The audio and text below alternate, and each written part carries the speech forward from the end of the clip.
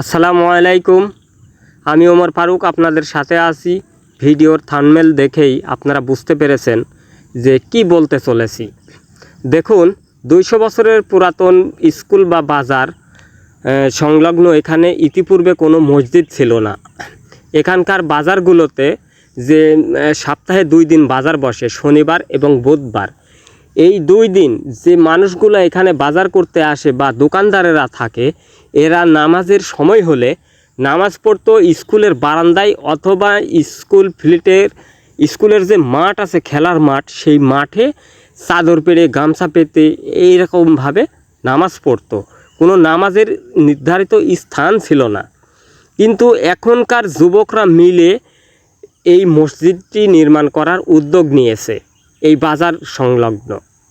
কিন্তু এই ঘরটি বানানোর পর যা টাকা যুবকরা সংগ্রহ করেছিল সব টাকাই শেষ হয়ে গেছে। এখন বর্তমানে আরও অনেক কাজ বাকি আছে। মসজিদের নামাজের উপযোগী করতে গেলে এখনও প্রায় 2 লক্ষ টাকার মতো টাকা লাগবে, কিন্তু যুবকরা এখন আর টাকা দিতে পারতেছে না।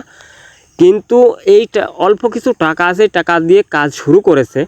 এই টাকাগুলো শেষ হয়ে গেলে হয়তোবা মসজিদের কাজ শেষ হয়ে যাবে। আর আমরা মুসলিমরা এটা চাচ্ছি না যে এই মসজিদের কাজ শেষ হয়ে যাক, তাই আপনাদের সহযোগিতা কামনা করছি।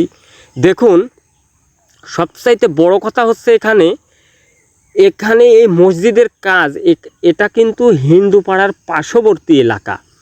হিন্দুরাও কিন্তু এই মসজিদে সহযোগিতা করছে, কিন্তু আমরা যারা মুসলিম আছি তারাই মসজিদের সহযোগিতা করার জন্য এগিয়ে আসছি না। এ কেমন মুসলিম আমরা? এই মুসলমানের পর আল্লাহর গজব নেমে আসবে। কারণ যে মসজিদে হিন্দুরা কাজ করছে, দেখেন আমার এই ভিডিওতে মার্কিং করা আছে, শুধু একজন হিন্দু নয়, দেখেন কয়েকজন হিন্দু এই মসজিদে কাজ করে যাচ্ছে। তারা কিন্তু কিছু টাকাও দিয়েছে। হয়তো বা আমাদের কমিটি টাকাটা হয়তো সংগ্রহ করবে না, নিবে না, তারপরেও তারা উদ্যোগ নিয়েছে না আমরা মসজিদে দেব।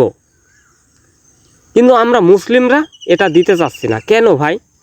আমরা তো মুসলিম, এটা আল্লাহর ঘর। আল্লাহ বলেছে, তুমি আমার ঘর বানাতে যদি এগিয়ে আসো, তোমার জন্য আমি বেহেশতে ঘর বানিয়ে দেব। তাই আসুন ভাই, প্লিজ দয়া করে এই ভিডিওর নিচে ডিসক্রিপশনে নাম্বার দেওয়া থাকবে, এই নাম্বারে নগদ বিকাশের নাম্বার দেওয়া থাকবে। আমরা যে যা পারি অবশ্যই দান করব এই মসজিদের।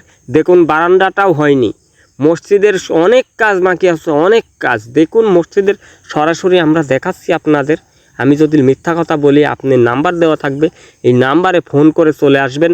নাটোর জেলা লালপুর থাকা গ্রামের নাম হচ্ছে কুজিপুকুর সরকারি প্রাথমিক বিদ্যালয় এবং বাজার সংলগ্ন এই মসজিদটি। তাই আপনাদের কাছে বিনীত অনুরোধ করব, অবশ্যই কেউ না কেউ অবশ্যই